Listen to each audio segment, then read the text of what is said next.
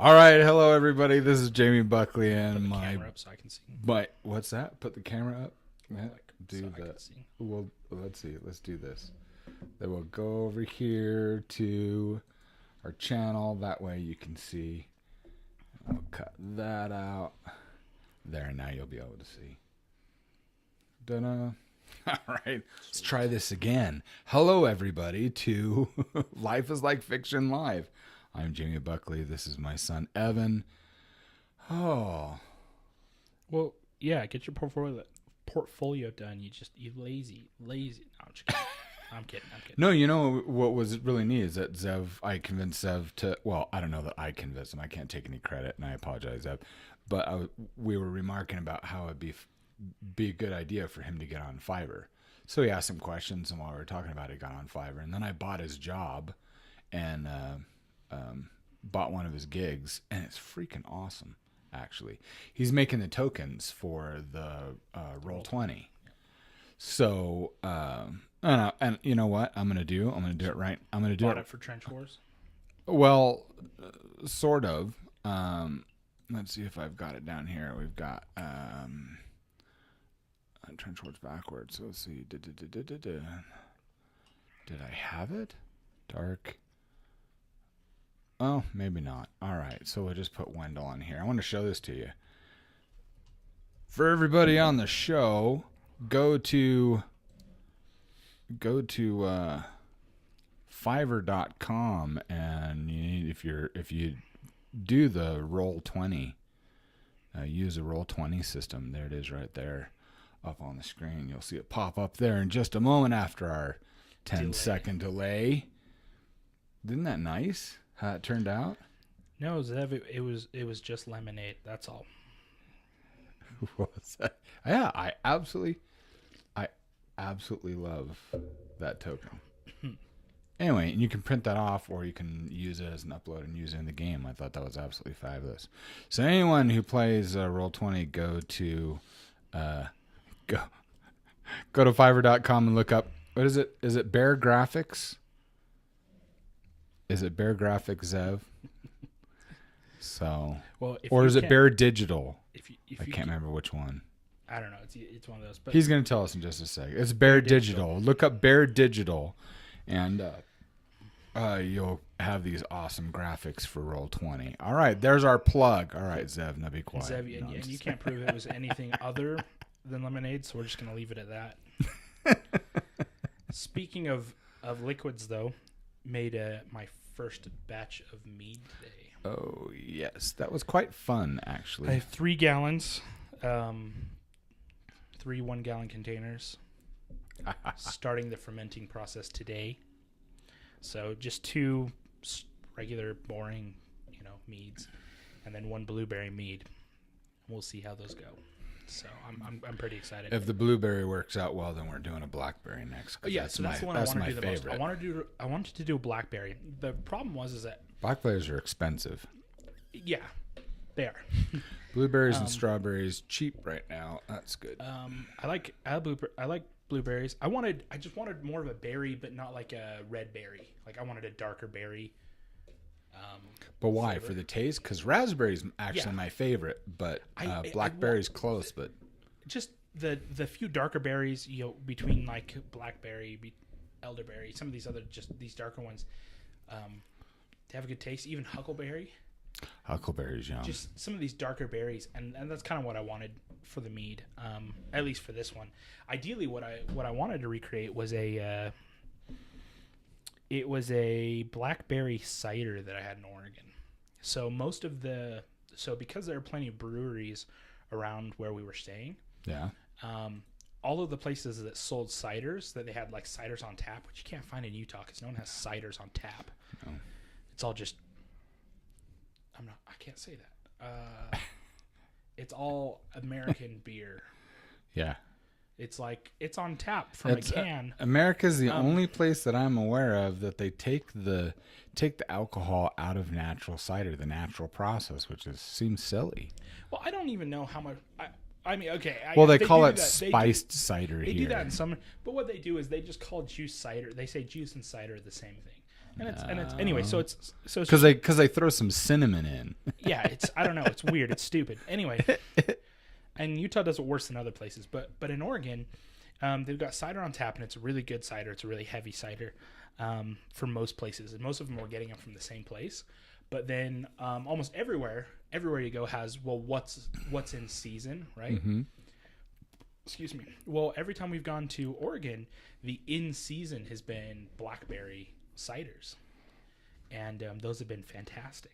I like that. No idea what you guys have, but it ain't no beer. I don't think you're going to find any arguments here. Nope. Not in this room. Not on this show. Most people that really like beer either brew it themselves or get it from somewhere else.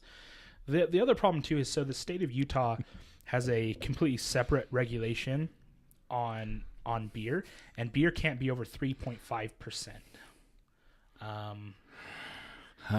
Unless you buy it from a liquor store. Like, you can't go to a grocery store, you can't go to a gas station. Oh, okay. Because I was going to say, I've seen 3.6. Yeah. Well, maybe it's So 3.5, maybe it's 3.6. But it was in a state store.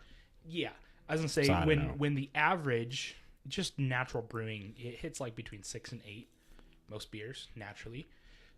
So it's kind of just bad in it of its own. But then, like, so in Oregon, so they've got this awesome blackberry cider, and it was just fantastic. And I asked, sounds good. And I had to look up the company that made it, and they're like, well, what we do is we do a second fermentation with blackberry. So you do the first fermentation of cider just by itself, okay, and then it's about done. But then what happens when you put the fruit in? He says fruit's about 70% water. So what happens is it dilutes it, which all of a sudden dilutes the alcohol content, which makes the yeast go, I can handle more again.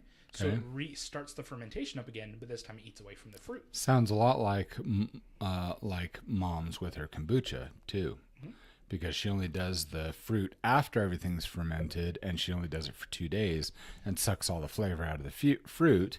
Then you can use the fruit for smoothies, and the kombucha is, well, it's the best in the city. Yeah. So if your yeast hasn't died, then it'll kick up again. That's the idea behind it. Anyway, so what they do is then they go back and they put the fruit in afterwards. But by putting the fruit in afterwards, you get more of a fruity. We get a different flavor. So if you ferment it with fruits, you get a completely different flavor than if you do a second fermentation after, or you flavor it after that. Mm-hmm. Anyway, but it was fantastic. And I think coming off the tap, it was at like 11% ABV. It was great. So I had 3 of them, and 3 pints. And I think this show has already taken a turn from where I thought it was gonna go. I know. We're talking about homes. This is welcome to the home brew show. We'll round out to something else, but. So I remember, all of our friends going, I'm sorry, you're doing what? Yeah. So I have two of my cousins. I have my aunt and my sister, and they all decide to order one. And none of them could finish them because they're like, it's okay, but I just finished all the drinks at the table. And it was a great ride home. Everyone's complaining the ride home. You know. Does that count though, Zev, if you're home brewing in D&D?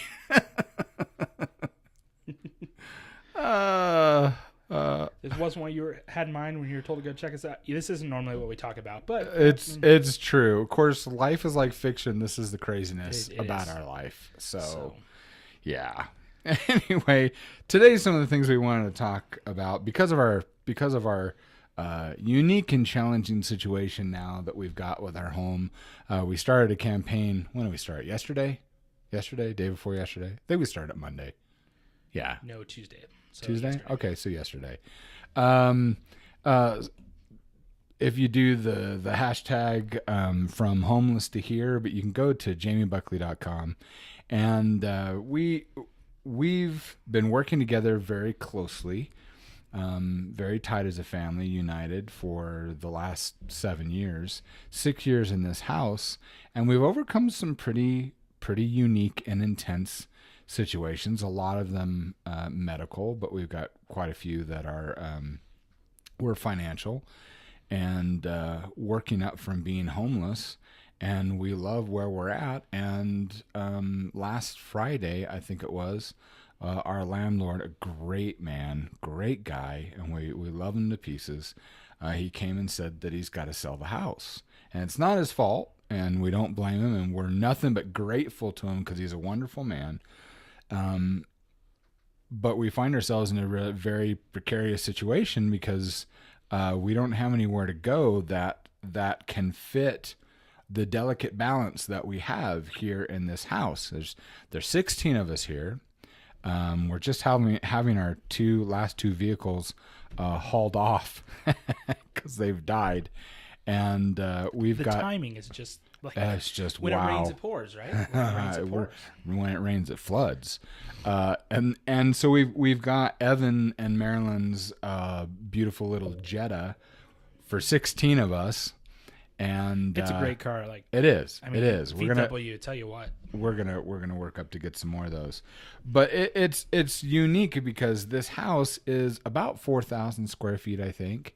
And we've got an apartment downstairs for Evan and Marilyn, and have a room there for our other daughter. And then the rest of the house, we've learned how to fit. I mean, we're too big for this house. We really are. But we've learned how to make things comfortable and workable. And who needs their own room, really? I mean, the only ones that need their own room, this is your dad speaking. Of course, you're going to agree with me now that you're a dad, is mom and dad. The rest of you don't live in your room. The rest of you, you're not really running away. Because I still have to share it with a girl. Like, I don't...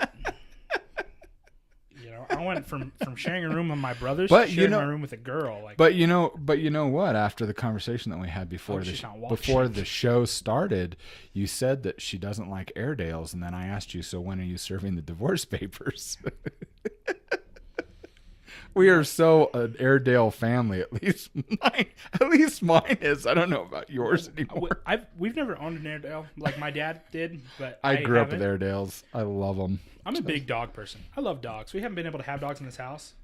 Exactly, Zev. Sharing a room with a girl. Like, what? That's like, right. okay, let me just. Ew. Okay, here it goes. Here's a rant. There are 3 piles on the floor. Okay, there's clean-ish, still wearable, dirty. Okay, I was going to say, wait, let me swallow first. I don't want to spit all over the monitor. So when you wear a shirt for half the day, like your wife says, hey, we need to go grocery shopping. So you put on a shirt, you go grocery shopping, you come back, and you're home. So you take it off, right? You go back to playing Overwatch. And and then she goes, is this shirt dirty? Can you say, I only wore it once? And she says, well, that doesn't answer my question. I was like, well, it should. It's still in the clean pile. I only wore it for like 4.5 hours. So your mom solved that for me. I've got the Butler up there which is funny because we've had that Butler for years out in the garage and I never used it. So now it's sitting next to that nice chair that she got at that garage sale.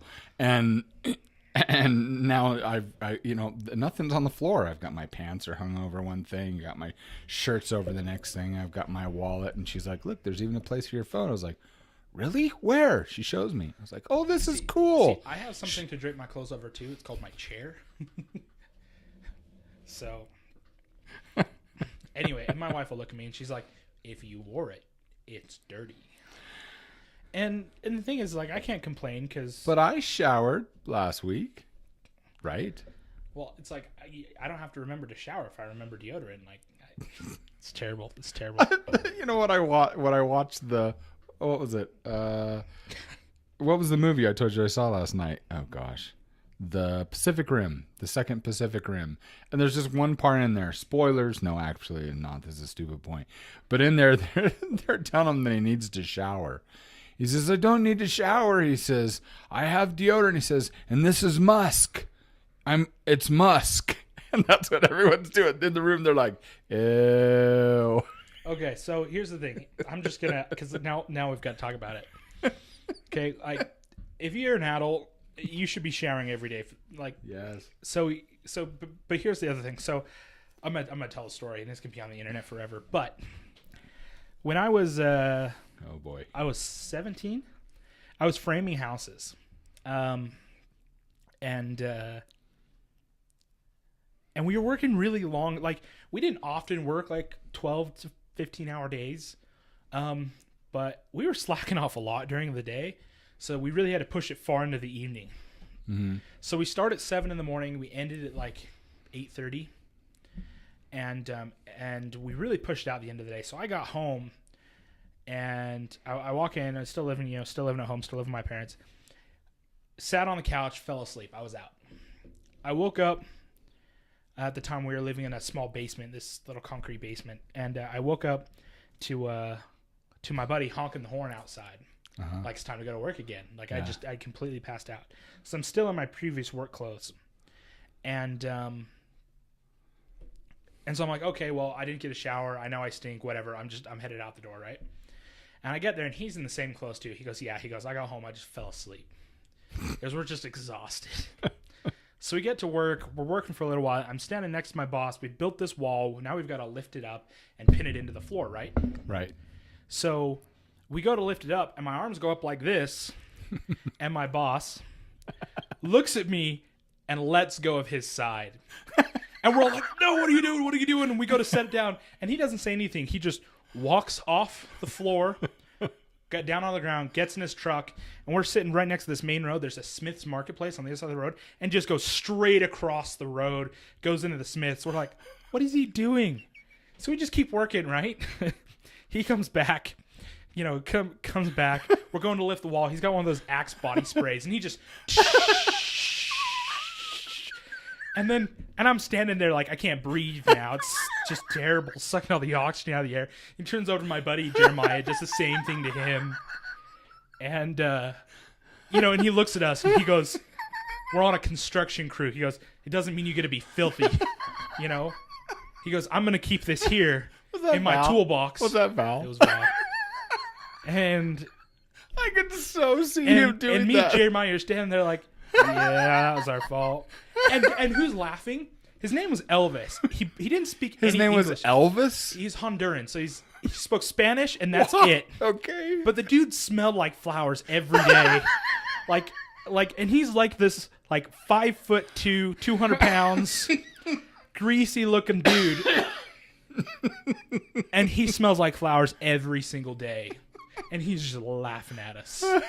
And then Jeremiah gets into argument with the boss, like, Axe spray is worse than BO. And he goes, no, it's not. Not worse than yours. He goes, next time I'll dock your pay. Anyway, it was just... Yeah. Ow, my sides hurt now. Now that story's on the internet. I apologize to anyone involved. We're going to get a phone call from Jeremiah. It was only you. It was just... Anyway, it was an interesting day, tell you what. Oh my goodness. Oh my goodness. So, you know what? I do want to give an update because I know a lot of our friends watch this show, and so we started this campaign from homeless to here yesterday. We launched it, but we just didn't make it official until yesterday. And what we're trying to do is we're trying to raise enough money to buy the house that we're in. And it's a lot of money. It just is. But I believe we can do it. Oh, that's what I get for drinking the soda. And we've had a lot of really positive feedback and help.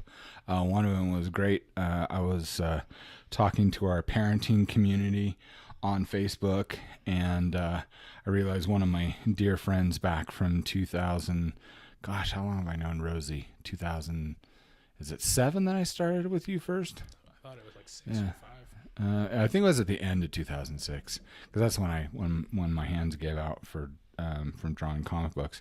Anyway, so found one of my dear friends on Facebook, and we've kept in touch here and there, but she's just an awesome lady. And I reached out to her and said, could I get your help on this to spread the word? And we've just got everything on one page with our family story, what we've been going through, and what our goal is. And bless her heart, she just says, I want to help. I definitely want to help. She goes, I want to start a campaign. And so she got some information from me and just went to work. And I love it. I love her so much. And she says, you can count on me.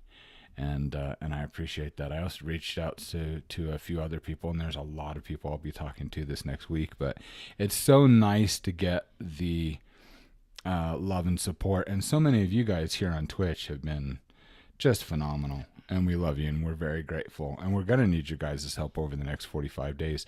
But I still believe that we can do this. We can either buy this house, or we can get enough for a down payment on another one. Yeah, exactly. That was the other thing that I thought was great, is right before I came down here to set up the cameras and the audio. So I go and I talk with your mom, and your mom's really, it's nice to see her smiling again. And she says, I just had some really neat experiences. I started looking at the houses, not for rent, but for sale in the area. All of a sudden, all of our options, well, we have more.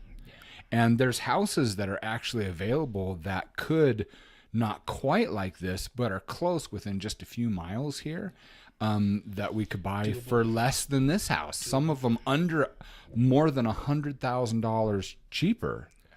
And I was like, I had no idea. She says, I didn't either. She goes, this gives me hope. So, which works into a great segue of buy the house, and once we own the house, we can have dogs. And I want to talk about dogs. You guys, just for the record, like we said, we are a dog family. There's no question. No question about that. We have multiple people like allergic to cats. Allergic to cats. I'm one of them. And so, no, we won't ever have cats. I'm not, if you guys want to have cats, that's great. Yeah. Anyway. I like dogs. So I don't just like dogs. I like big dogs. Yeah. There's not a dog on earth that's big enough for me to ride, but something that 10-year-old me could ride. No, not even when you were 10. Yeah. 7, maybe that would be the max. Then the dog would say, "Get the crap off." Anyway, so I like big dogs, and my wife, she's okay with the idea of dogs, and she had a lot of animals. She's like, well, I don't know if I want a dog as much as I want a house goat. And I was like, what the heck is a house goat? And I get, she loves goats. Wait. House goat? Okay, so get this. On KSL. What? On KSL, I'm looking for dogs. She finds a house-trained house goat for free. Why is it free? That's my first question. House-trained. Yeah, it eats everything. After it's done eating your carpet, it's moved on to... Yeah. Anyway. What happened to the leather sofa? Right? Yeah. I wouldn't mind having a dog, but I can't bring up the time to care for a dog. All right. That's fair. And I definitely think, if you can't dedicate some time to an animal, don't get an animal.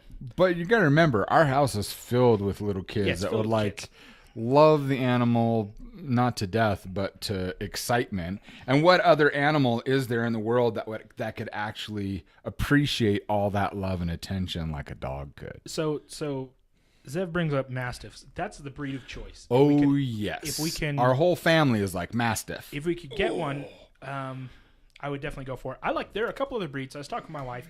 So the other thing too is I'm a fan of either getting them from a shelter or from someone who's trying to get rid of them rather than a breeder. And I've kind of come into this because when you have kids, the options kind of change, because I can't just go pick up a dog from the pound because I have to make sure that it's not going to hurt my children. Yeah, that's where you get it from another family. That's where that's a really good. So it changed my options because if it was just me or if it was me and a couple other guys or something like that, I could pick up I could get to a pound. I could pick up a mean dog, and work on it, or something like that. Which is, and if you can do that, great. But the thing is, when I have kids like that, their safety is paramount. It's more important than the dog. Yep. So So I kind of want to pick up from another family. That being said, there are plenty of family breeders and other things like that in the area, but not generally for the breeds that I like. Sorry. Yeah, I have 3 cats though, Cage says. I have 3 cats though. Takes less time to care for, but they're still very loving. They're not loving, and of course they're easy to take care of because you feed them and then they look at you and say, "Piss off." I'm done. We're done with you today. Be about your business. That's the thing with cats. So, okay. Yeah. Anyway, so we kind of talked about like dog breeds that we liked and dog breeds that we didn't like, right? Yeah. And we like Mastiffs. We like Great Danes. Let's see, Mastiffs, Great Danes. We're Airedale. I even like terriers. If I had to go with a small dog, I like terriers. I like schnauzers.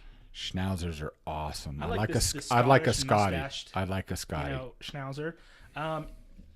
Because the internet's partially ruined me, I'm open to the idea of a corgi. Because I've seen too many videos where I was like, that's a cute dog. My daughter would like that dog. No, you know what Alhannah would like? She'd like a pug. She would. And she'd like anything at this point. And the thing is that she would get excited about the dog. The dog would get excited about her, and then your pug would only last about a week because you'd find it in the middle of the floor, and it had a heart attack. Yeah. That's exactly what's going to happen. She's just going to feed it everything. No, it's just her excitement about dogs is going to excite the thing that's already bred to be excited, and then... Yeah. And I have this fear that if I took her to a pound, she'd find some like teacup breed and want it so bad. And I'd walk in, they're like, go ahead and pick one. She'd pick one. I'm thinking of one like missing half an ear and a tooth sticking out. It's got character, Dad. Exactly. And it only loves her. The kind of thing that sits there and growls at its own leg over and over. Just nods. It's the dog that goes to catch its tail and always catches it and nods on it. It has like 3 hairs on the end. I found it, you fool. I'm faster than you are. Ow, ow, ow, ow, ow. Ow, ow, ow, ow, ow. Too stupid to know better. I love it, Zev says. Cage, one of your cats is basically a dog anyway. So here's the difference for me between cats and dogs. Okay. And this is why I love dogs more than I like really any other animal. They're animals that love you. Cats can fall into this. Some birds can fall into this category. But dogs are one of the only animals they're the only one that comes to mind now that loves you more than it loves itself. There was a time our dog Heidi, she had like got stuck with a stick, and it was only like maybe an inch in her, or less than an inch in her. She was kind of bleeding. It was scaring us. So we're freaking out and crying. And the moment we start crying, she comes over to cheer us up. Like, we're crying because she's hurt. She sees us crying, and she wants to cheer us up. That's what a dog does. And that's characteristic of almost every breed. That's a species wide. The dogs they love you more. And the thing is that there aren't any other. It's you can take cats for example. It's not in their nature to love something more than they love themselves. They can love something. They can even care about something. But if you get and with the exception of maybe their litter, maybe their kittens, faced with something that's going to hurt you, your cat's going to bolt. Your dog will stand there and it might wet itself, but it'll growl, it'll attack something. Anyway. And I like sucker, you're going down. Yeah. And I like big dogs. I like mastiffs. Love mastiffs. I like boxers, and here's why I wasn't sure that I like boxers, and then I had a pretty friend dog. He had a boxer smart. mastiff mix, and it was one of the best, well-behaved, happy dogs. So it was a little bit toned down because mastiffs are a little bit lower, or quite a bit lower energy than boxers. But boxers are, they like using their hands for things and stuff like that. So it was like a high energy mastiff, for a mastiff. And That's what It was every Nathan big Dillon's, dog that's what owner his wants. family has. They have that Mastiff Boxer mix. Oh my! And it was just an awesome dog, and that kind of started me on this trail. I was like, okay, well, boxers, and coming into it, I've liked boxers quite a bit. But yeah, Mastiffs for sure. I like boxers. I even like German Shepherds. They're good dogs. I'm not a big fan of labs. Hello, Jared. Let's see. And generally within those guidelines, I don't like labs. I don't like poodles. I don't like cocker spaniels. I like the terriers mainly because I like really smart dogs. Loyal dogs are great. Loyal has to be a big deal. I like loyal more than I do intelligent. You like what? Loyal more than I do intelligent. I'm not going to argue that point. But I agree. No, but here's the thing. Like Bink, Bink was our Saint Bernard that my dad got. And to this day, I think he was mentally retarded, because there's stupid dogs. And then way down after you take a ride for an hour on the train, you'd reach the bottom and that would be our dog. And yet he was so loving. Oh my goodness. I mean, when the black lab, our neighbor's black lab, came up and attacked him, he actually sat there and then he stood up as the dog was barking. And as he stood up, the dog came around and bit him in the hindquarters. And he's just like standing there and he looks around and then looks back at us almost like, what the crap is he doing? And finally he turns around, bites it on the neck, shakes a few times. He snapped the dog's neck. He killed the neighbor's dog. So my dad comes home, Papa comes home from a trip, and he comes out, and we had, this was a ranch. It was a 27-acre ranch up near Lake Tahoe, near Placerville, actually. And he pulls into the driveway. He gets out. Before he goes in the house, he starts whistling, Bink, Bink, Dad's home. And you hear a woof, and then drag. You just hear the sound of gravel, and here comes Bink going to my dad, dragging something big, and he drags his black lab up and drops it right at my dad's feet. I just remember it was one of the few times that I can remember my dad looks down, just went, oh shit. Just our neighbors were not nice people at that house, and they were just furious when their dog was going. But I mean, they would be pretty mad if every time they get a dog, your dog killed it. Well, tell their dog not to come on our property and not to bite our dog. Zev says, look, can I just have a... They used to chase my... pseudo dragon as a pet. Why stop at pseudo? Because a normal dragon doesn't fit on my shoulder. You know what? You can have whatever you'd like, Zev. It's your life. Do what you want. Terms and conditions may apply.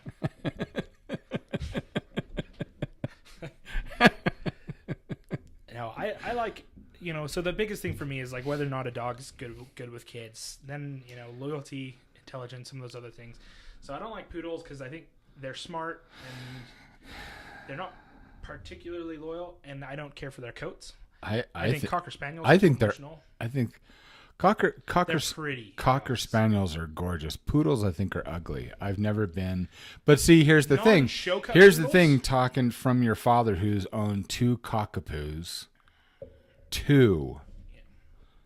And the first one we only had so long was just barely getting past puppy, and he got up, I can't remember what time of the year it was, but got up onto the coffee table and ate 1.5 pounds of M&Ms, and then ran around like that thing was the Energizer Bunny, just running around our apartment and puking over everything. And at about 40 minutes of that going on, I looked at your mom and I said, I'm going to go take a ride in the car. I want that dog to be gone by the time I come back. And so I left, and it was gone when we got back, yeah. But then we have Heidi. You know what? Both of them were named Heidi. Years. Maybe that's a hint. We shouldn't name the second one Heidi. I wanted to call her Houdini. Oh, yeah. Man. See, I still, I'd prefer her over any cat, that's for sure. I like Rottweilers. We had an understanding. Rottweilers are beautiful. I really like Rottweilers. Your mom likes Rottweilers. I'd love to get a dog that I can put like this harness around and have a cart to pull my kids in. So can't really bring myself to like Chihuahuas, Here's the Jared thing. said. No one really can. There are people that trick themselves into believing that they like Chihuahuas, but the thing is anything that size really is just a rat. But I'd take one if you could get it to say "Yo quiero Taco Bell." I'd get a. Since we're on the subject of Chihuahuas, my grandmother. Oh, the dog from hell. She worked at a salon for a long time. And one lady, she was cutting her hair, and the lady says, I don't have any money to pay, but my dog's just had a litter. Can I just give you a dog as payment? And my grandma says, you know what? Fine. Let's do that. Well, they were Chihuahuas. Now, just so you know, Grandma for 33, 36 years did hair for very, very wealthy old ladies. In fact, in their wills, when they die, they ask for her to do their hair before they're buried. So we're not talking about someone who walks in and can't get a haircut or a hairstyle and, oh, can I give you a puppy? It's just want you to know it's a big deal. I was going to say it was like a $450 payment style. Yeah. So I wanted to point that out. Anyway, and my grandma had 2 dogs at the time, but they were pretty old. They were nearing the end of her life. She was like, okay, I'll take this dog, this small dog. So she names it, and she called it by this full name that she named it for like years till she slowly shortened it. But she called it Charlie Brown Chihuahua, is what she called it. And I remember just thinking, like, that is the stupidest name for this little rat. Anyway, her other dogs died, over the next couple of years, and she only had this dog. And she fed it everything she shouldn't have fed it. It was her house dog. So like when she went out to eat, she would buy a Happy Meal at McDonald's for this dog. Now, this is a Chihuahua who's so fat, its belly rubs on the ground. It has a bald spot on its belly. Anyway, it died of a heart attack. Like years later, I remember her telling us she was sobbing, and I'm laughing, and I'm trying to, I'm crying too, but for a completely different reason, because she was in the middle of feeding it French fries, and it keeled over. Yeah, poor dog, right? And it loved it, and it loved her. It lived maybe half of its lifespan,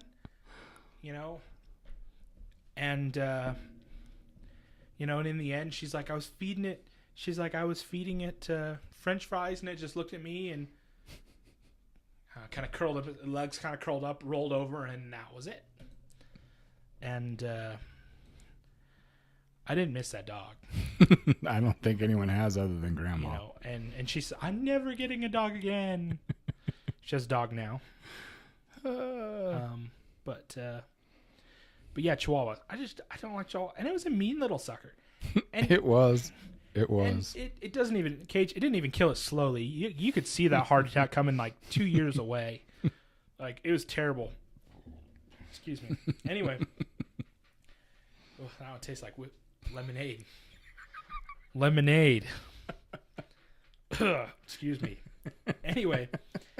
And so the problem I have with small dogs is like their size, the smaller they are, it's like the bigger ego they have. It's like this little thing that's like, it's a puntable size. Like I could drop kick it like across this field, and it thinks it's going to stop my vehicle from moving. You know what I mean? It could fit between the tire treads of my car. And yet it thinks that if it bites onto the bumper hard enough, it will cease movement. You know what I mean? And she had this little, and at the time, so she had a big lab, like a black lab. She had another dog. I don't know what it was. It was a small little dog, and it was annoying too.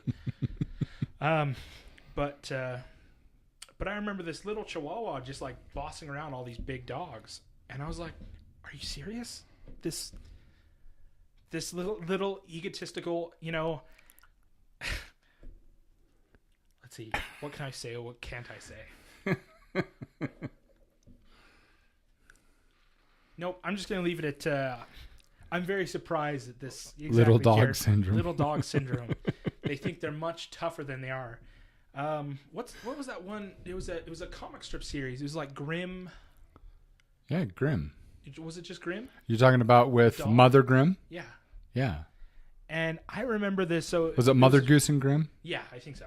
So Mother Goose and Grimm, and this dog walks. The panels of this comic strip, and the dog walks in. It's got the stars above its head. It's missing teeth. It's smiling, and then he just looks directly at the reader, and he says, "I should probably stop trying to chase parked cars." Yeah, I remember that and one. I thought, every small dog I love ever. that one.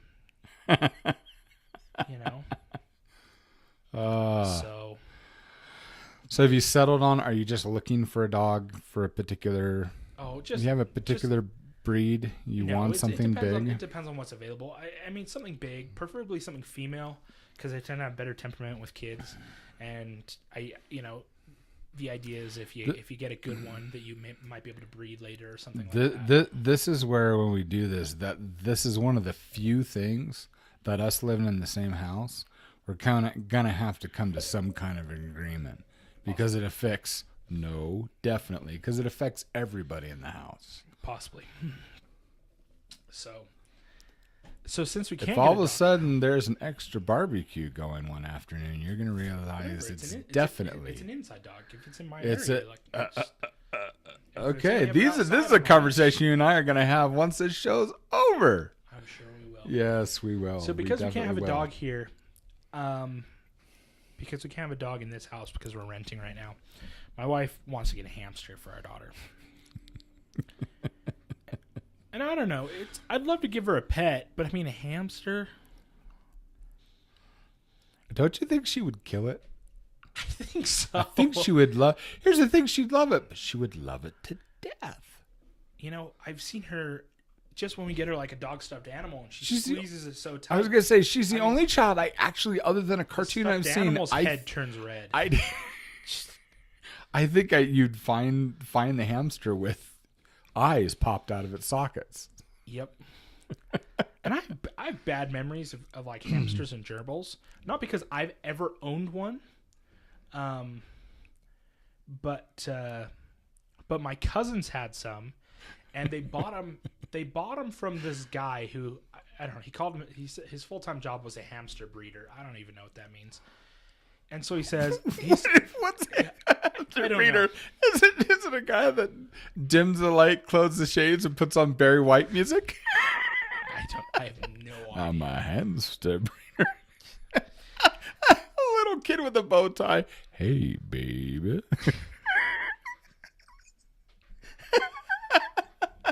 Let me light those candles that for went you. Somewhere different than what I was expecting. Okay, and this is supposed to be family friendly. How dare you? That's family friendly. No child understood that. I understood. Did you, Zev? And yeah. Just kidding. So he sells them, and so he sells them 5. I don't know if they're hamsters or gerbils, something like that, to my cousins, and he says they're all male, and that's why I'm selling them. Well, he sells them 1 male and 4 females. Because apparently he can't tell the difference. He lifts a leg. I think it's a male. It's kind of like the guy at the Petco. I'm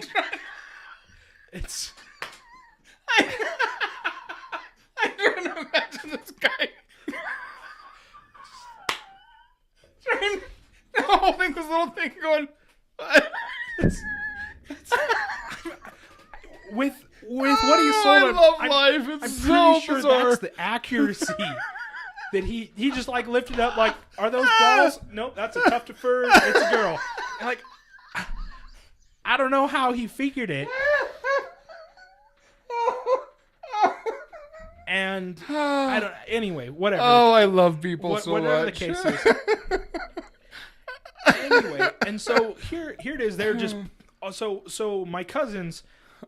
There's 6 boys in the house, like 6 boys, and they get told that all their hamsters are male, and then one day while they're playing with them, they all start having babies. And mom, it's pooping something, and then you were wrong. All the homeschool kids, you were wrong. Right, You know, and then the thing is like the oldest boy's babysitting, right? Because she's out grocery shopping. He's like 13 something. He comes out and looks at him, and he's like, like, let's all just leave the room. You know what I mean? Like, we're just gonna leave him on the living room floor while whatever happens. Anyway, none of the babies survived, and they all were so heartbroken. You know, they got rid of all the, you know, they sold all the hamsters and stuff. They felt bad, and my Aunt Cordy, she goes, my children were traumatized that whole experience, you know, and then when the babies died, you know, obviously all their kids just horrible, felt horrible, and all this, and she's like, we're not going to go through that again. That was just a bad idea. Because it's just life. It is. So, but okay, so chances are you're probably not going to get her hamster. I know dang straight you're not going to get a house goat. Okay, I have enough things accidentally hit me between the legs. I don't need to walk out and have this thing thinking, oh my goodness. Thinking, you know what's at perfect level? You know, it's kind of like... That's why you never get your 2-year-old a wiffle bat, ever. No, okay, so I'm getting to that. So my littlest brother, Roman, you know, he lives in the apartment upstairs with, and he's been teaching my daughter sword fighting. He says, here's a stick, now we hit sticks. I was like, all right, whatever. So he kind of got it down, like she's not allowed to sword fight with mom. She's not allowed to sword fight with her baby brother, but she can sword fight with me. With dad. You know, that's the only thing that's allowed. And anyway, and I'll be playing with her back and forth a little bit. And there are times where, like, you know, she's still short enough. She runs at me, so I just like lift up my leg and go over her. And then she spins around like, oh, how'd you evade me? You know, whatever. And which is my preferred move because it takes like so little energy. You know, I just like lift a leg. You know what I mean?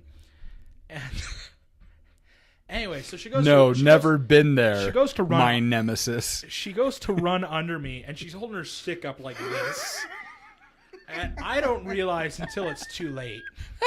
And so I have Eagle Strike. I have two options.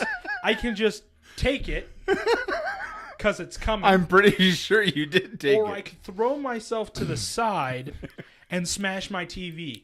And I hesitated so long it took the first option.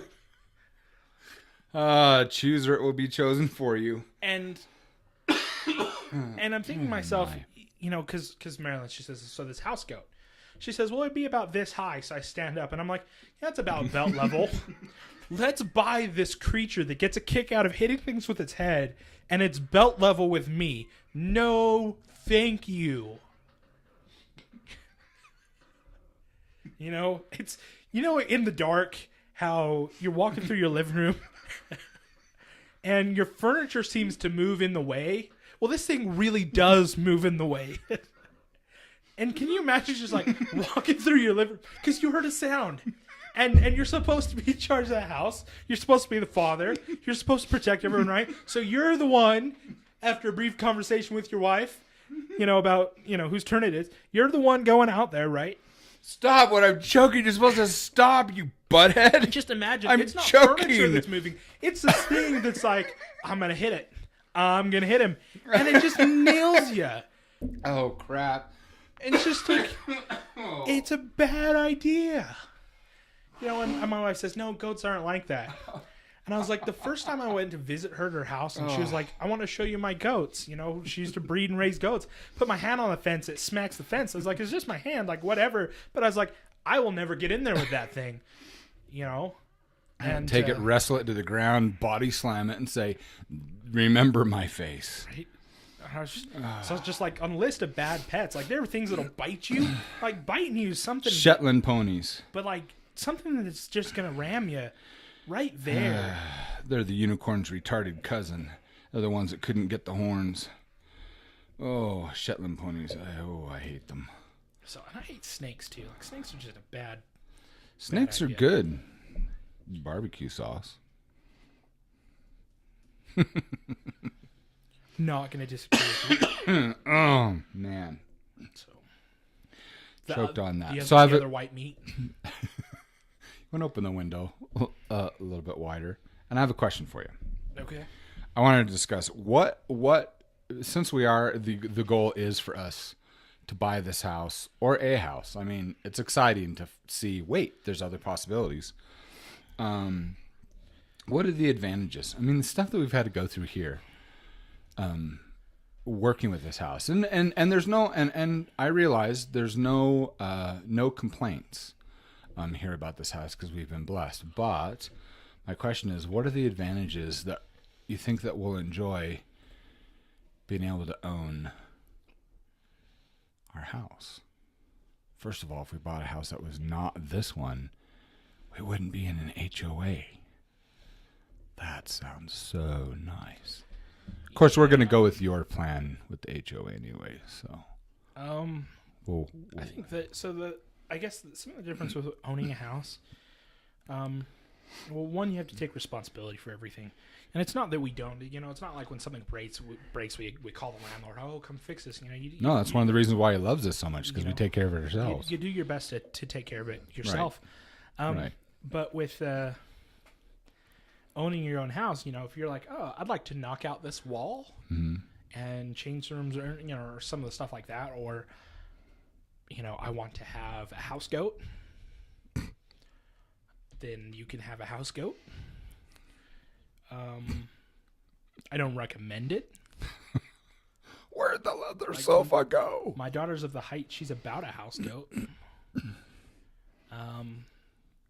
You know what would be a great guard animal? A Komodo dragon, Cage says. Yeah. Aren't Komodo dragons poisonous? So I only know a little bit, but I thought they were. Isn't that the dragon that's from Australia? Yeah. I was told that it's not that they're poisonous, but they have it's a bacteria. So it acts differently. Then is it in the saliva? And it's a bacteria that's... So what do we do when Alhana goes missing? Well, if we get one of those, he's going to stay in your house. If we get one of those, it's going to stay in my house? Takes a sip of my Monster Energy drink, as Jamie says, unicorns. So fair warning. You know what? Most things hurt coming through your nose. I just want to get that out there. Most things hurt going through your nose. Yes. Ramen. I don't know. Spaghetti, you can kind of do this. So. How about this? How about, let me rephrase that. Most things hurt going unexpectedly through your nose. Let me give you an example. I fall asleep on the couch. My daughter is just beginning to walk. And I'll own up to it. I've got a big nose, right? I've got big nostrils. My daughter goes, and somewhere in the back of her mind, she goes, I bet I could fit my entire finger in there. And up to here.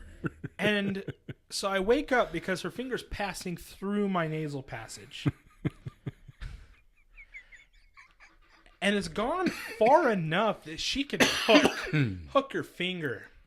And I wake up, and it's my daughter, right? At the time, she was not even a year old. She's 10, 11 months old, right? And she's looking up at me like, hi, Dad. Yep. While her finger's just so far back, I can taste it. And she was picking at something that shouldn't have been. Anyway, most things through your nose are not good. Hot spicy soup coming through your nose. See, we're going off on a tangent again. Okay. Things going through your nose. You know what really hurts? I like hot sauces. Yeah. Recently, I have this ghost pepper hot sauce, and it's pretty hot, but it's really good. I was having it on some rice, right? Is this the stuff as long as it doesn't hit your lips? No, the rule applies for that, but it's twice as hot as that one. Oh, okay. That one that I brought to Cherry Hills, that's one you're talking about, right? I don't know. You on one of the previous shows, you said that you just recently got some hot sauce. Oh, yeah, it's that one. As long as it doesn't hit your lips, and yeah. Yeah, as long as it Like, as long as it's just touching the inside, if it gets on your hands or something, like, my wife tried to wipe some off the side of the bottle on her finger, and then she wiped, like, below her eye, and, like, her face is swelling. It's hot. Kind of. But I had it on some rice, and I don't remember what I was doing, but I ended up coughing, and I had hot sauce covered rice open in my nasal passage. And I will take a liquid going through any day of the week. At that point, I was just trying to snort liquid to get it out. Like, it's plugged, it's burning, I'm crying. Pour me a glass of milk. You know, I'm doing a line of milk on the counter. You're trying to cool this down. My wife's dying because she's laughing so hard she can't breathe. Serves you right. You know? And those are the things we need to catch on video. I'll take a liquid passing through. I mean, none of it's pleasant, but if I had to pick something, I'd totally take any liquid over something chunky like scrambled eggs. Oh, eggs and rice to me are the worst because I'll cough and then it gets back up there and you're like, oh my goodness. Because then you got to spend the whole time. It's just so bad. You know? And everyone's like, what is wrong with you? That's so gross. So what you're saying is you just need something that ages well. So. Now we're talking about Leilani. Yeah, let's not. All right, moving on. So advantages to having your own home. So here's the other thing too. There are advantages to having your own home, and then there are advantages to having your own home outside of an HOA, because HOA. All an HOA is it's a way for your nosy neighbors to collect money and tell you what to do with your yard and your house. You know, it really is. It's just terrible. So if we're talking like without an HOA or without an HOA and owning your own home, the ability to like have a garden, have a greenhouse, build a shed if you want to build a shed. You know what I mean? Yeah. It's not this. You have to have X amount of trees in your yard. You have to have X kind of this. You can't do this. You have to have so much of the surface area has to be grass. Exactly. Stuff like that. Like, it's just not interested in it.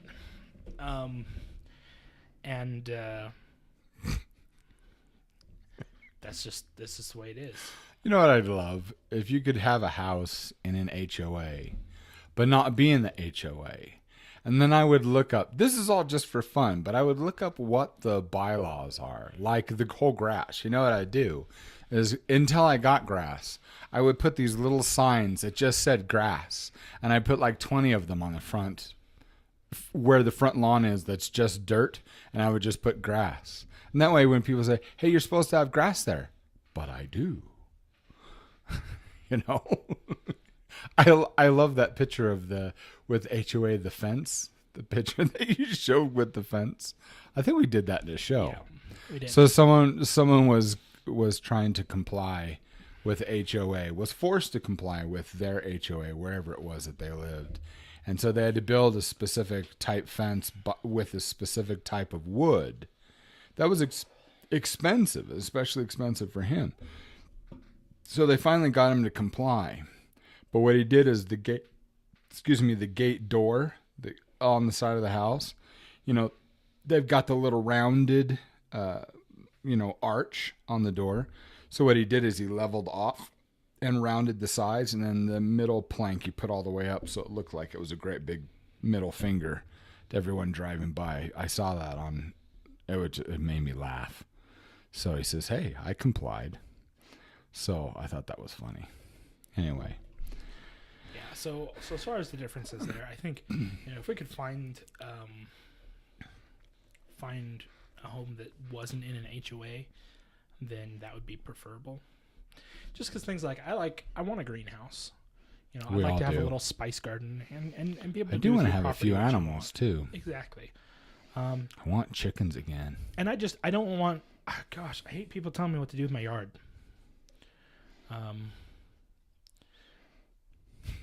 So I'd like to be able to fence it off so that your brothers and sisters, the little ones, well, mainly just Roman, that he can run around and play in the back and I don't have to worry about the streets. You know, yeah. I want to be able to enclose my yard and my house a bit. So anyway, yeah. So I like that. I like being able to make alterations.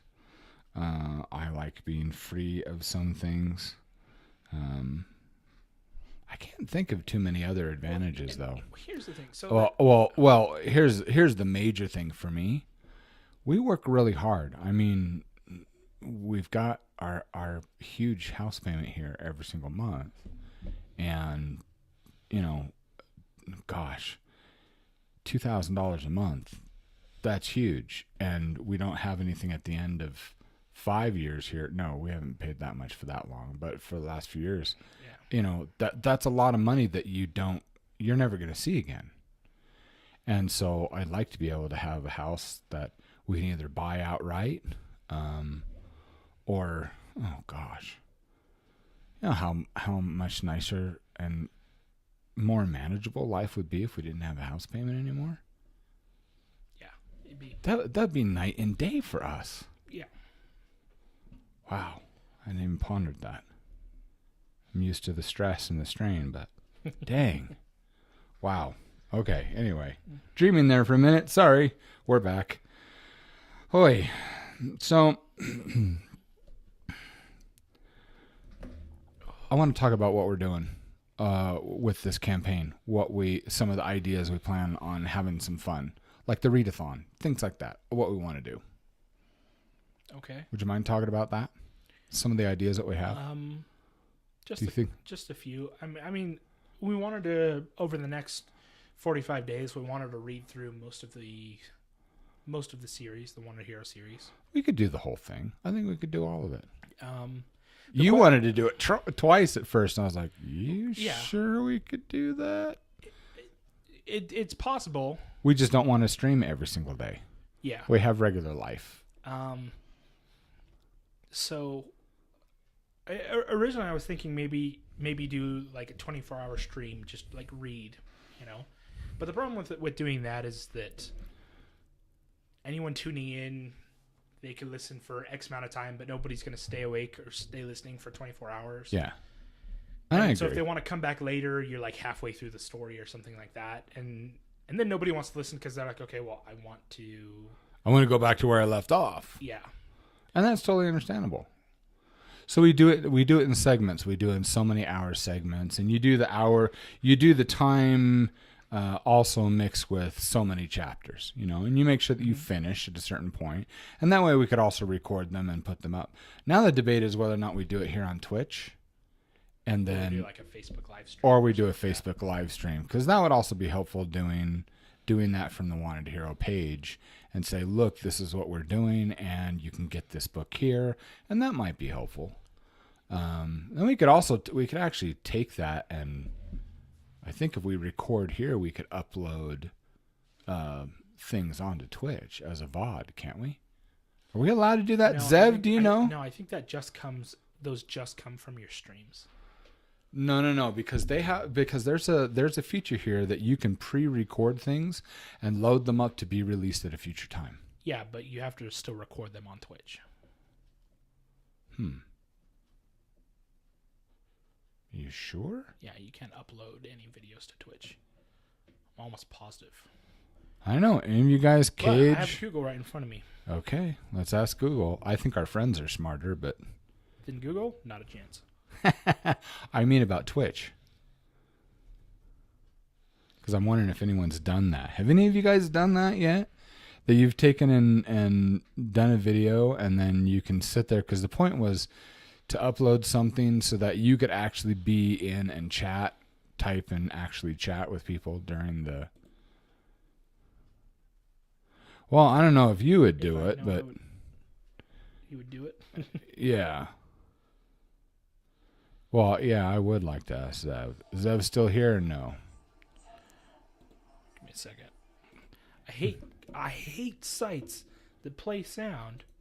And they don't tell you. When you show up. It's automated. Nothing makes me hate your site more. Then if you don't respect, hey, if you don't have respect that I'm doing this at work and don't want to get caught. Isn't that pretty much what that is? Something like that. Oh, wait. I'm the boss. I can still watch while I'm at work. Beta. Oh. So they don't have the ability. Well, I thought it was under VOD. So, or is that just the after it's done That's it goes after there? it's done, it goes there. Huh. Okay. Well, then maybe we do have the... I wish we could stream all at the same time, because if we could stream at the same time, then what I would do is I'd stream to Twitch, I'd stream to Facebook, and I'd stream to YouTube all at the same time, and then just let it stay. And that would be fun. Yeah. That's true. Zev did say he was going to get food. So... How dare you? How dare you? Right in the middle of our stream, he leave. And that's okay. So we're thinking about doing some readings, and the other thing I was thinking too was doing some specific work or projects to the actual book series, to the things that we're working on. So like creating a poster, or doing I thought it would be fun to do a how to draw, do some things like that. And actually have, from beginning to end, how to draw certain characters. I'm no Bob Ross, but I wouldn't be painting either. So, but I would do it in color. I think that would be a blast. So do the program, let everybody, watch, join in. Yep. I think that would be fun. And I think at certain points it'd be, like I said, it'd be good to do like a t-shirt thing. If we advertise mostly on the website, and we get enough people there that want to come and do like, we hit this goal. Uh-huh. So you're saying if we earn this much money, then we'll do this project. Yeah. We got to figure out how to put that up there for people. So we have to be able to meter that. And kind of figure that out. I think that's a good idea. And that'll come a lot from what we want to do and what we want and how much we want to make available, information-wise to everybody. But I kind of like that. It's kind of like if when Twitch plays Pokemon, and for those involved, I participated in Twitch Plays Pokemon 2016. Oh, like they do a shirt and stuff like that. Kind of like that. That's a good idea. It's just a run of the people that participated. So. Oh, Zev's back. Solar Star-Lord. Well, Cage says you can't eat anymore, Zev. I'm a fat man. I support your impulse to eat. All right, Solar Star-Lord, you have a question? Shoot. From older, experienced men. There's only one of us there. Yeah. So what's your question, Solar Star-Lord? What is the benefit of marriage for men that you don't get in a relationship? Well, marriage is a relationship. Because I can't wrap my head around why people would put their life on the line with 60% divorce rate. Who says they have to put their life on the line?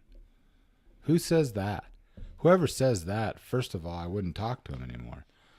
So I think there are a few things. The first thing that I think has to be answered before you can ask what's the benefit or what any of that stuff is, and I think that's what's the purpose of marriage.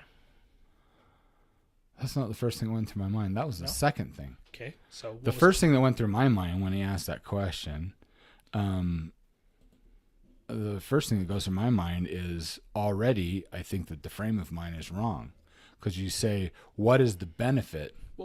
Well, when you just hear me out for a sec. What is the benefit? Meaning benefit to me. I'm thinking of it's not just. Well, so I know what you're saying. The reason I say that the question is you have to define what marriage is, because before you can even.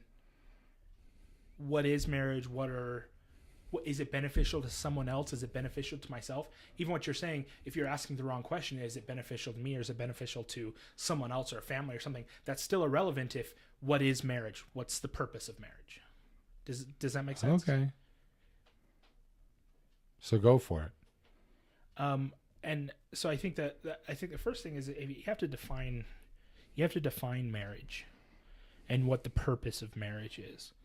And the thing is that's been in flux for a long time. Traditionally it was for the raising of a family. That was traditionally the purpose of marriage, was to raise a family. That's not necessarily even very common anymore. Is people are raising families without marriage or without, they've kind of entered into a relationship and then you have to ask, okay, so if it's not about raising a family, is it just about a legal contract? And so the question you have to ask yourself, I think, before anything else is, well, what's the purpose of marriage? The other thing too is that you can say there's a 60% divorce rate. Steven Crowder, say what you will about him, but they did a really good segment on divorce rate maybe a year and a half ago. And they said the one thing that everyone forgets is that there's a 60% divorce rate, but that doesn't take into account individuals. It takes into account marriages. So if you have one individual that gets divorced 4 times, that's 4 marriages that ended in divorce, but it only involved him and those women. That wasn't necessarily 50% of couples get divorced. Okay. But 50% of marriages do. So I think I'm trying to remember the numbers, and so I'm completely paraphrasing, but he said it ended up being somewhere closer to like the 75% range stayed together, but those that were divorced had a tendency to be divorced again, which causes the divorce rate to go up, not necessarily the amount of couples splitting, but the divorce rate to go up. Does that make sense? My best advice is to look up Jordan Peterson does a really good segment on marriage, and he likes to define marriage and then define what it's good for both sides. I think that there are a few things, and most of the stuff that I want to say, it only pertains to how I view marriage. I can't, and so until you've set the parameters of what you believe marriage is, or even why you want to get married, there's very little. I guess there's very little that I can say. So I'm gonna read your comments and then expand a little bit, because I had something else to say, but read these before they get too far. Zev says, "Don't marry if you don't want to. Marriage should only be if you're with someone with whom you know they are the sole person you want to spend your life with, and vice versa." Starlet says, "Someone says to me, children, stable home, financial benefits, someone to be with, and all I can think is that's great and all, but you don't have to have that in a relationship without marriage." They said, "Well, marriage makes it official." So in my mind, it's just like fake shit, or if it's this relationship. Okay, so like I said, so that's where you have to define it, because if marriage is just a piece of paper or just a government statement, then what is the purpose of marriage? What is it? Because I never bought the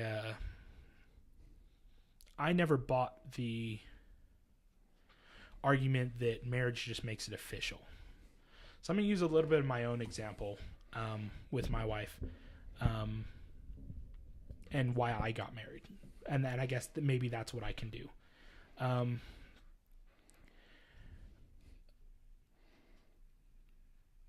So my marriage is a working relationship. I wanted to raise a family. I wanted to have a partner that would have my back. And have my back in every area. It's kind of this it's a working partner, but part of it is I looked at marriage not as a romantic relationship, but as a working relationship. And I'm gonna try to break that down a little bit, and so I don't confuse anybody. Romance is an important in a marriage, but my purpose was hard work. There were religious aspects to it. My religion's very important to me. It's important in my marriage. And so where I draw my purpose of marriage comes mostly from my religious beliefs.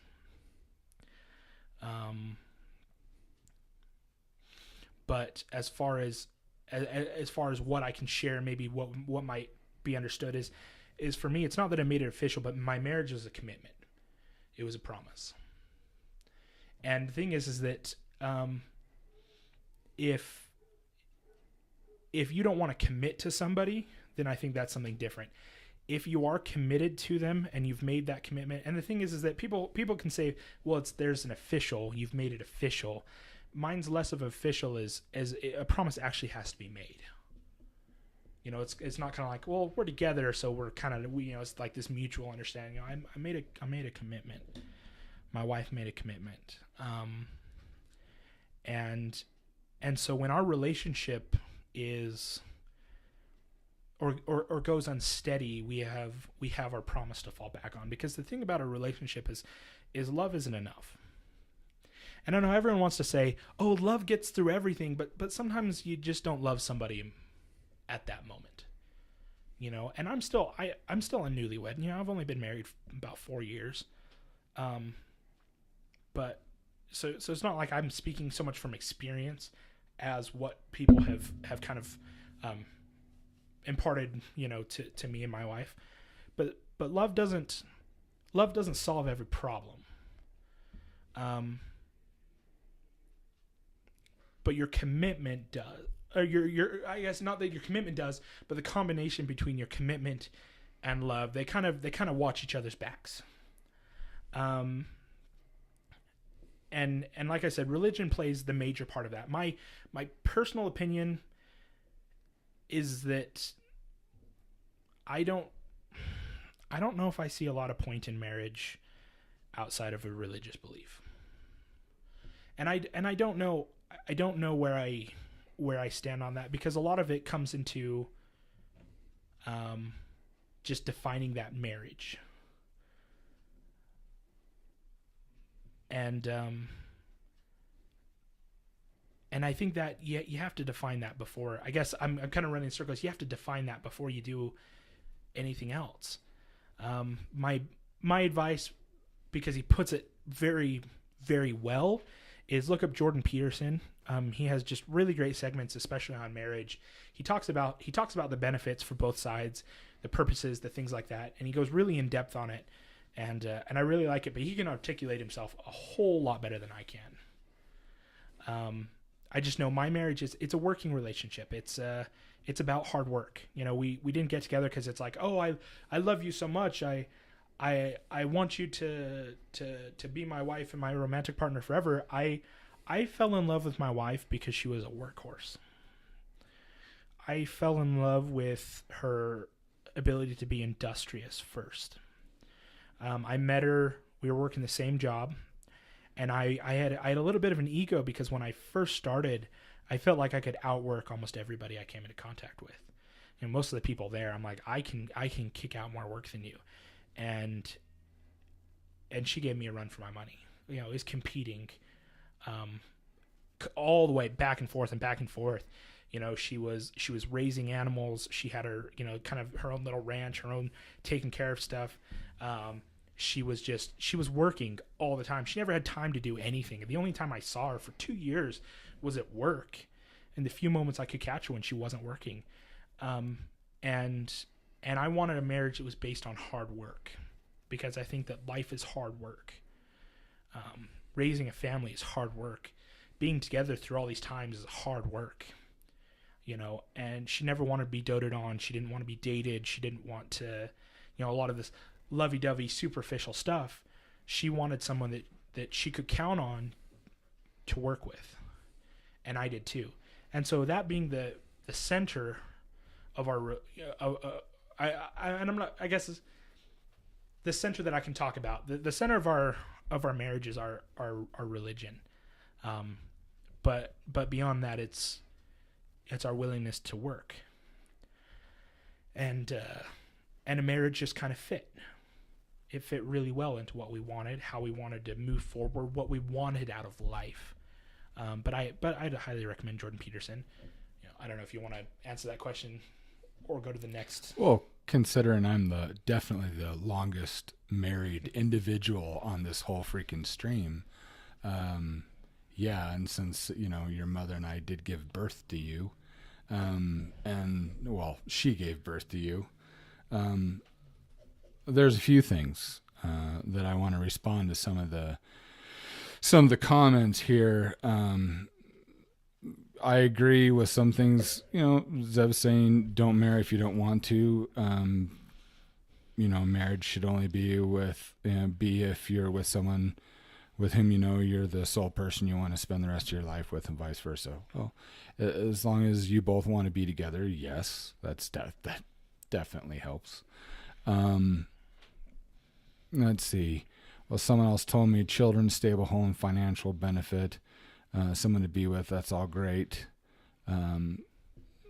Here's the thing. The correct comment here, number one, is, well, thank you for that comment about my beard, and you are correct. But here's number one thing is that love isn't going to get you through everything. But I completely disagree with Zev, and the reason why I disagree with Zev is because he is wrong. Flat out. It's not a truth, his statement. That's an opinion, but that's not a truth. Truth isn't going to pull you through anything. Willpower does. Willpower has a portion in that. But love is also stronger than you think. Love will get you through things when other things won't. But love won't always be enough is the point. You have to have a common set of beliefs. It doesn't have to be religion. So my first question to you, Solar Star Lord, is this. What is it that you want? Because if you don't address that before you start looking for someone, or if you're in a relationship with someone and you're contemplating marriage, the first thing is you need to know what you want. And you need to find a common set of core beliefs and even desires of the direction you want to go. I wanted to find someone that I could grow old with, and that like Evan says, is an absolute truth, is someone who's willing to work hard and be willing to go through whatever we needed to go through, but to do it together. My wife and I have that. We've been through an incredible journey so far. But love is not always going to be enough. Sometimes it's the only thing that keeps things together. It's the only glue. Because a love, when it's the right kind of love also helps you to overlook things. It helps you to heal. But at the same time, you also got to be careful, because I don't believe, my own personal belief, I don't think that you can ever hate anyone unless you've loved them first. So you have to be careful. There's the other side of that coin. But here's the thing, something that I've also learned about women, and this is the guy that's been married almost 28 years. Unless anyone else in this room other than Evan is actually married, I'm just going to say when it comes to the relationship aspect, I'm going to go poo-poo, because unless you've been married and go through, there's some things, unless you gentlemen have been married, you won't know what you're talking about until you experience these things. Now, if you've been married and divorced, you've got experiences, but unless you've been married and gone through some of these things, you're not bringing anything to the table. Specifically about marriage. I'm not talking about relationships. I'm talking about marriage, because if any of us have had a relationship, we've got opinions, we've got experiences. So that's justified. But my statement here that I've learned is that women want a place to belong. So an important thing about marriage, whether you're religious or not, is that when you make that commitment to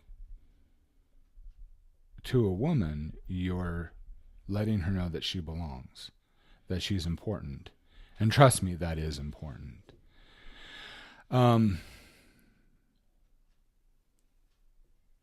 me, for me, marriage isn't an agreement. To me, marriage is a covenant. It's the highest form of commitment. There's nothing in life, nothing I can do, nothing that I can be that would be greater than a husband. Nothing. And so that type of focus, when you ask, Solar Star Lord, you're saying, so are you scared for a divorce if that ever comes to it? No. And here's the thing. Not saying that it would, but did you pre-think that? No, because the first problem that you're going to have, and it's going to be an infection in your mind and your heart. And that is, if you're starting a commitment, if you're starting a marriage, thinking about the exit strategy, already you've screwed things up for yourself. That's how I look at it. You don't have to agree. That's just not something that I've been willing to do. And not only that, no, let me finish, please. The thing is in my marriage, we both have our will. I don't chain my wife. If my wife decided to leave, that's her agency, and I respect it. The question in my mind, the way that I look at things is, am I being the right kind of husband for my wife? And am I respecting her? Am I loving her? Am I being the best person that I can be for her, as I ought to be? Because I look at this as an honor. I look at this as a privilege, as a responsibility, and as a duty, but as an honor and privilege first. And so the way that I look at this is, am I the man that I ought to be? I don't look at her or blame her whether or not she's being the right kind of wife, but I look at myself and say, who do I need to be? And it's funny because after all these years, I learned some aspects of my personality. I've learned and seen through my experiences that sometimes my wife doesn't always notice certain aspects of my personality. But I had to ask myself, am I doing these things and trying to be this way for her so that she'll notice me? Or am I trying to be these things and act this way because it's the right thing to do? And when I can answer, it's because it's the right thing to do, and I do them anyway, regardless of whether or not she notices, whether or not she acknowledges things. Over time, guess what? She always notices, and she always acknowledges, because I'm trying to be the man, to be the best possible husband and companion and partner to her. So I'm thinking of her. So I'm never thinking about divorce. I'm never thinking about those things, because I'm just trying to be the very best person that I can be to her. And in her love and response to me being that way is, she's the best friend I've ever had in my life. And things keep getting better. I like how Evan was describing about things that he really liked about Marilyn. And the thing is, I'm sure he's starting to experience this already, and I'm sure he already has, is the longer you're married, when you do things what I would call the right way, you find more things that you love about your companion. Things grow and things shift. I mean, I was like every normal, well, that's making a judgment out of the guys. I was an average young man. I mean, I looked at my wife and she was just drop dead gorgeous. That was my first response when I saw her. But when I got to know her, it was like everything I wanted and everything I needed all rolled into one package. I met her. We were engaged in a little over a week. That was over 28 years ago.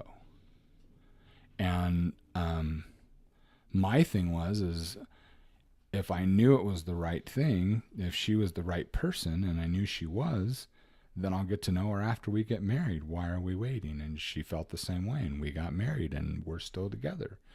And we have 12 children, and we have 9 grandchildren, and another grandchild on the way. And we've had times when love was not enough. But we had common core beliefs, desires, goals in life. And the longer we've been together, I'll tell you one other thing, and this is for everyone. I always say this to the women, but we've got men in the room. I want to say this. I think Evan will respect this, is make sure that you marry your equal. Not subservient, and I'm talking about intelligence, I'm talking about will, and there you go to Zev's will, because will is important. But finding your equal, you don't want someone that's behind you. You don't want someone that's in front of you. You want someone that can stand shoulder to shoulder. And when the world comes at you, because it's gonna, that you can both stand there and throw knockout punches and you watch over one another. And I have that in Kathy Lynn, and Evan has that in Marilyn. That are willing to, like Evan was saying, of working hard, because marriage is hard. Parenting is very, very hard. And life is going to try to take you out. And so you need to find the type of people that have that same tenacity. I like Evan's view. I got there of what he's talking about here, but I went a slightly softer and odder path because I was more of a creative. Evan's an amazing individual. He's very physical. I mean, I was when I was younger, but I never had Evan's physical work ethic. For me, I was always the creative nut. I was the nerd. And thank goodness my wife wasn't wearing her glasses when she saw me, or I don't think she would have fallen for me. So, all right, you wanted to interject something? Well, I think there are a few things.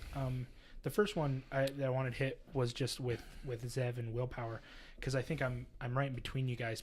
The thing is, for me, is that love and willpower are two separate. They're two separate things, and where one fails, the other one takes over. And the thing is that I can't speak for you, Zev, but I can tell you that before I got married, and I'm even going to say before I had my daughter, I would have agreed with you. But having my daughter, my view of love and the kind of love that I felt for my daughter and my wife was far different than I had conceived it could possibly be. So I could say willpower is getting me past love and past love and past love, and love's not enough to do anything. And then I held my daughter in my arms, and it was a different, stronger, very much more secure kind of love.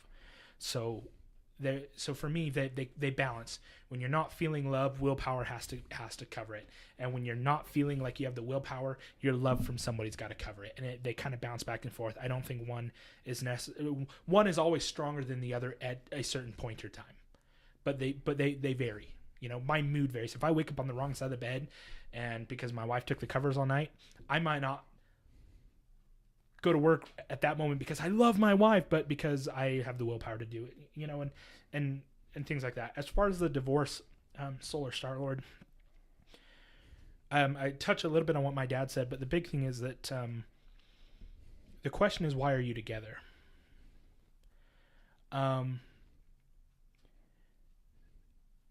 What I tell people, I had some friends growing up, and a good portion of them they're getting divorced. And the advice that I gave them was find out what you want, what makes you tick. And I just have to get this out there because it's super unpopular, and everyone can bash on me all they want for saying it, but I don't think you have any business being in a relationship until you know what you want. I agree. And the thing, and the reason I say that is that I knew what I wanted when I married Marilyn, and I wanted a hardworking wife that I could stand shoulder to shoulder with, and I wanted it so bad that the other aspects of my relationship that other people claimed were so important were irrelevant to me. The first time I kissed my wife was the day that I married her. Because romance was not my goal. It was fairly irrelevant to my goal. My goal being a family, my goal being hardworking, my goal being all these things. And the other thing too is that the last thing I wanted was this teenage infatuation that all I'm in love, I'm so happy around them. I wasn't interested in that.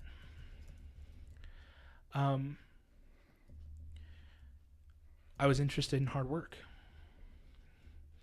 And so what happens is when you find out what you want. Like, what do you want? And in the end, I knew what I wanted. And so I had that. Then you find what you want, and then find someone who wants the same thing. That was exactly my point. Because the thing is that when me and my wife, when we have an argument, what's going to pull you back together is finding what you want and working towards that point together.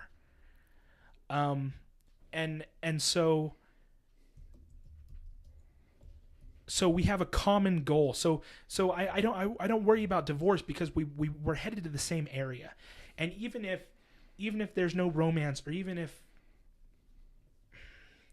things aren't great between us, our goal needs both of us. What we want needs both of us. That's a very good And the point. thing is that more than I want that relationship with my wife, I want my family, these children, this, all these things. And so even if the relationship with my wife gets rocky, I still need her to accomplish those things.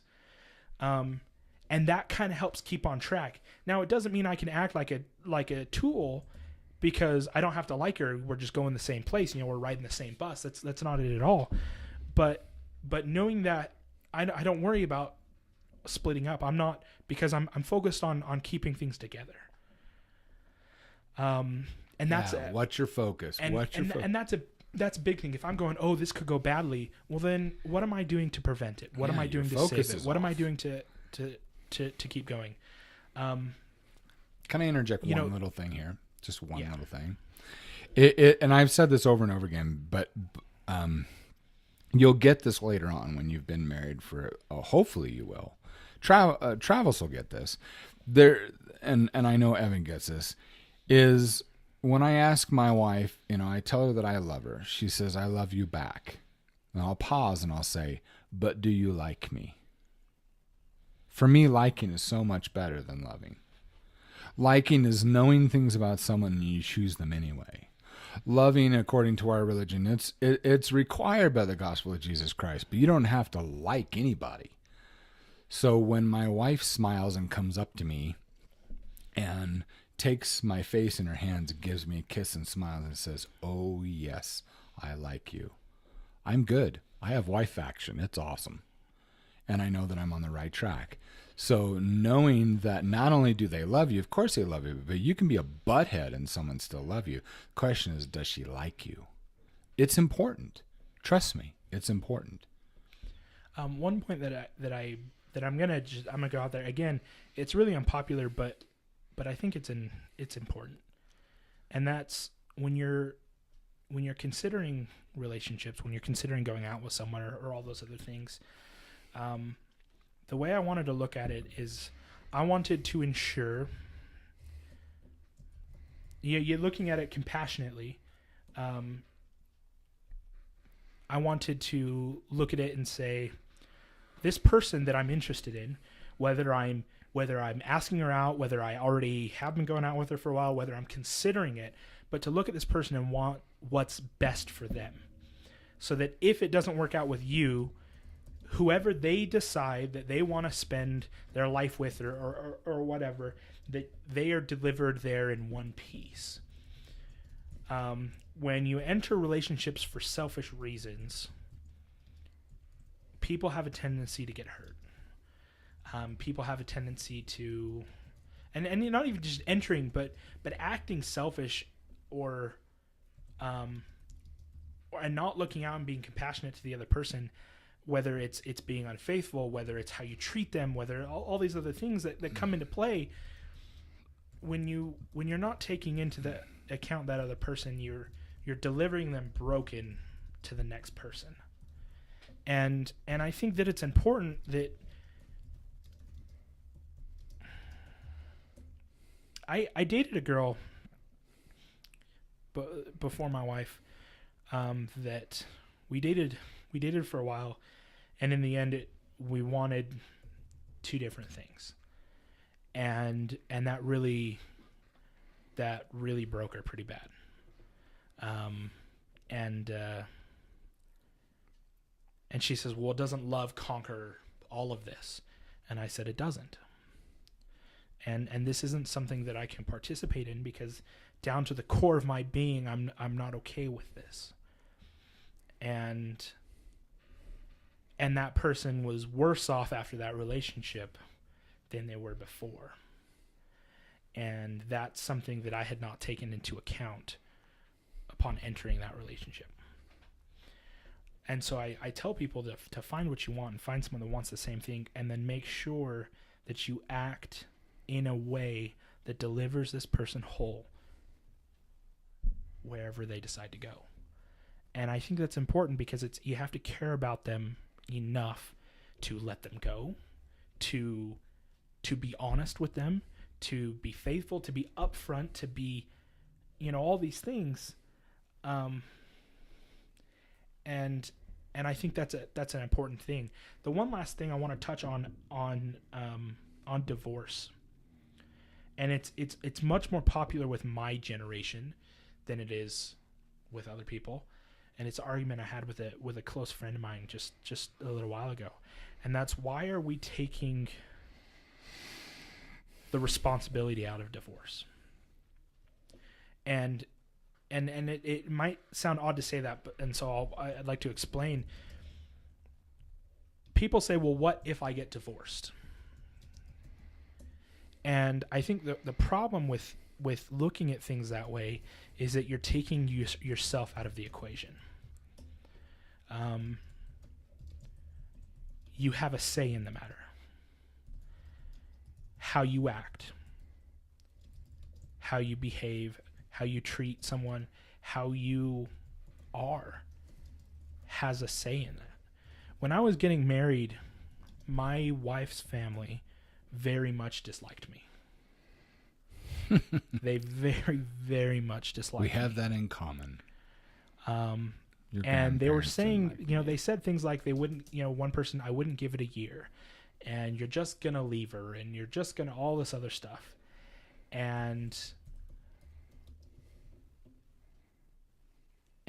at one point I started to have a panic attack, and I was talking to my mother, and I was like, what if they're right? What if they're right? And my mom says, well, that's a stupid question to ask yourself, Evan, because you're the one that has a say in that. Don't think that this is out of your power. Don't think, oh, well, what if 10 years? Well, then don't. And I don't mean that you can just say, oh, I won't get divorced, I won't sign the papers, I won't do this, but all the things leading up to it, all the things, and sometimes, sometimes you might do everything right. I highly doubt you will, but you might do everything right and it still might go south, and that's a risk you take with every relationship ever. True. But you have to do everything within your power to keep things going. Like Zev said, a lot of people from our generation don't try to fix things that don't work. They just look for something new that'll fit better. That's really it. And part of the thing that helps me not do that is that common goal. And I have to thank my parents for that, because what they did is, when I was a kid, they said the world has no use for teenagers. You're almost wasting oxygen, okay? If you're not actively trying to make the world a better place, if you're not being a contributing member of society, if you're not working towards goals, if you're not making something better, then you're wasting space for the most part. And they said, and the problem is we have this whole go out there, have fun, be yourself, do all this, and basically, nobody's got time for that. I'm 24 years old. I've been married for almost 4 years. I have 2 children. I've been working full time since I was 16. I'm very happy. I don't feel like there's things that I've missed out on. And it's because you change. What you want changes. I don't look at things and go, oh, I missed that, or oh, I can't do this anymore. But it's a lot of it's like, I don't even freaking want to do it anymore. It's kind of like, oh, well, don't you miss going out and getting drunk? I don't. I enjoy some of the memories that I had. I don't miss it. It's not something that I'm interested in going back and repeating. Don't you miss just hanging out with? No, don't you miss going out with your buddies all the time and going to parties? And no, I like sitting in my underwear and watching Netflix. I like.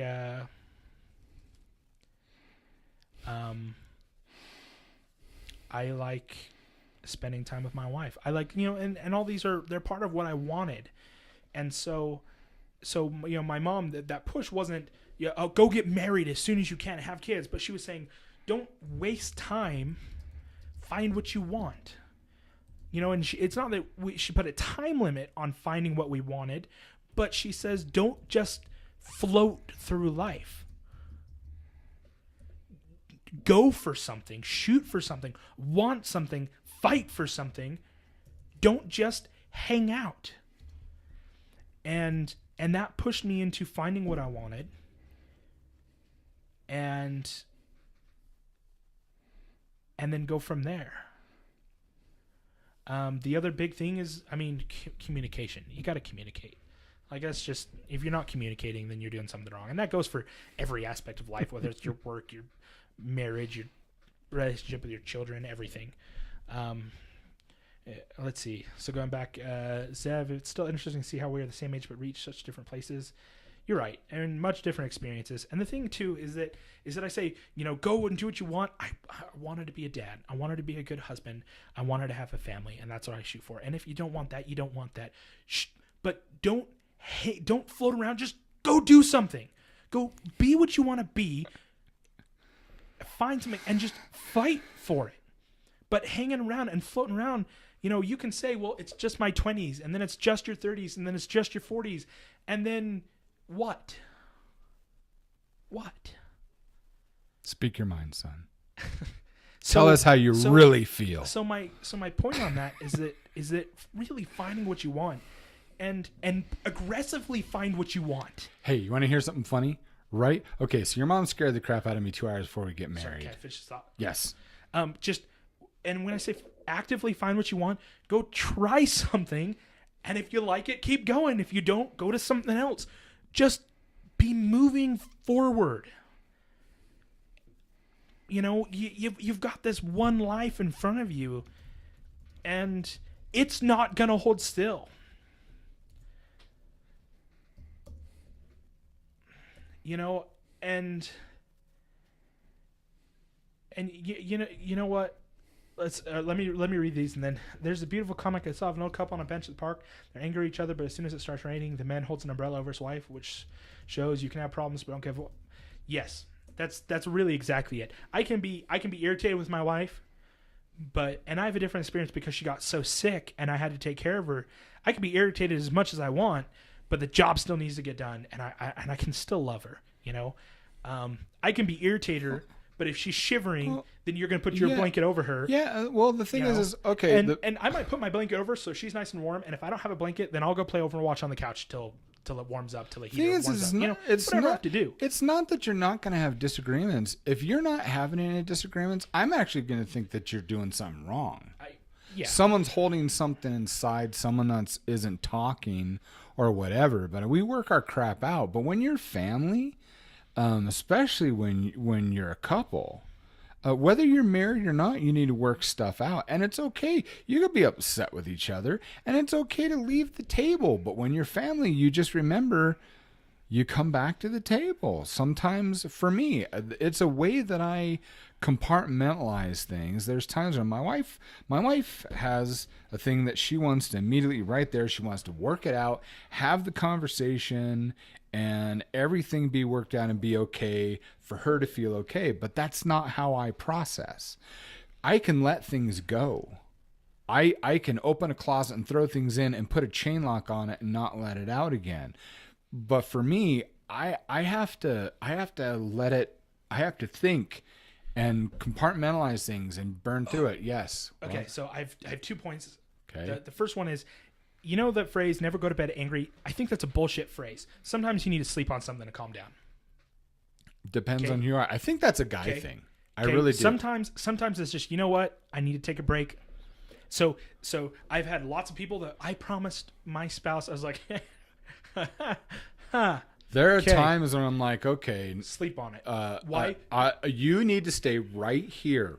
Why? Because I'm going to go in the other room.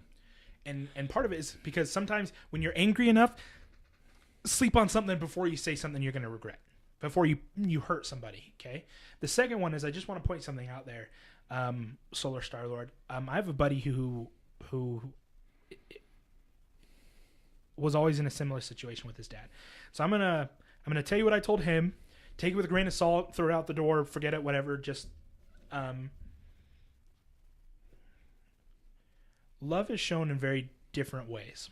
Yes. And generally speaking, a lot of individuals, more particularly men, have hard times discussing their feelings than they do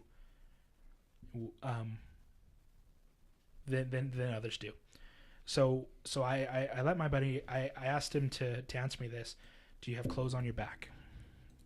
Is there food on the table? Do you have a roof over your head?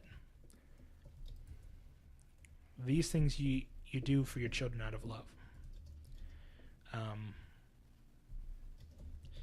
And I think trying to find that language can often be difficult. This particular instance is that his dad was away from home working 75-85% of the time. He was 15 before his dad had his first Christmas at home. And that's just the way it was. The thing is that it comes a little bit into value and making sure that you don't put your value in what you think other people, whether or not somebody else loves you or not. Because I'm not going to say that he does love you or that he doesn't love you. I would err on the side that he does, but not to base your worth based on anything like that, but to I find my worth. We talked about this a little bit, and mine, again, boils down to mostly religion, but I believe that the worth of a human being is intrinsic. It has value regardless of circumstance. I can say that you matter. You have value. It doesn't matter who you are, what your choices are, what you've been through, who your parents are, what country you live in, how rich or poor you are. It's all irrelevant. You have value. And I think once you find value in yourself, then you can take the love that someone offers you and appreciate it as the love that is given without necessarily always feeling like it's not enough or it's too much or things like that. You're able to take it as it's meant. Sometimes when your dad says, what's a good, okay, I'll use an example with my daughter. When my daughter stands on the edge of a chair, this chair that has wheels on it, and I yell at her because I'm trying to get her attention, and I want her to react like right away. I will say, "Get off that chair." She'll get down and she'll start crying because it scared her. The reason I yelled like that is because I wanted her off before she fell, because I didn't want her to hurt herself. Now, if I'm a good father, then I'll go over and I'll give her a hug and I'll say, I wanted you to get off because, then I'll explain it to her. I wanted you to get off because I didn't want you to fall. I didn't want you to be hurt. But there comes a point when sometimes, that's a display of love. Get off that because I don't want you to fall. Anyway, I like it. I was gonna say I was gonna read. I don't know if we can. Solar Star Lord. I was gonna say the whole thing about the funny a while ago. Someone said there's no reason to hit a woman, and my friend just turned around and said, "Well, that's a bold statement. I'm not saying you should ever hit a woman because you shouldn't, but to say that there's no reason is the most egotistic? No." Thing I've ever heard. I can give you like 17 from the top of my head. I just started cracking up when it came out. It was so funny at the time. Well, here that is funny because I would agree with that. But at the same time, that you should never hit a woman. I would just say that you shouldn't hit a woman. But if a woman's coming at me with a knife or something else and is trying to harm me, I'll hit anyone. I hit a Shetland pony in the mouth. Here's when it comes to violence, and you should never hit a puppy. We should avoid violence. Or kittens. Avoid violence until it's a last resort. But here's the thing. If you come against me, you're fair game. Yeah, I don't have... woman, Shetland pony. Yak. My neighbor's lab. Yeah. That's that. So Jared, you said real talk here. Your neighbor's Shih Tzu. Didn't he take a chunk out of... I thought it was. No, it was part... It was the big fluffy brown. I thought that was the shit. It was a short hair. It was a... I was actually... Anyway, the one that bit you in the butt? Yeah, bit me in the butt, bit me in the leg. Boy. Yeah. So really quick. So Jared, you said need some girl advice. There's a girl at my college that I've passed for. No. Okay, look, I want to give some input to some of these things. I've been typing. You've been talking. I know. I want to give the advice on this first. Shut you- up. I will press stop. I want to answer this. I want to answer this one. I just want to say that it's hard to keep up with the comments and answer and continue talking when you're consistently typing while I'm trying to get to those points. So I have to go back. I'm trying those to. Points. This isn't a talk show anymore. This is an Evan show. No, hold on.